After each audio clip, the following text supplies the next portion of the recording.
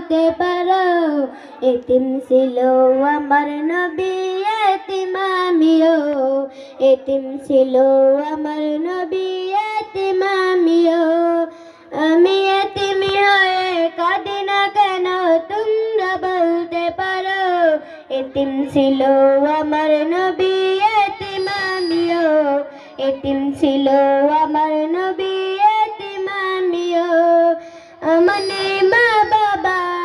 আমার নেই যে বাড়ি ঘর আমার নেই মা বাবা আমার নেই যে বাড়ি ঘর আমার মতন কপাল পুরা নেই তো ভাবে আর তবু মনে নিয়ে সান্ত্বনা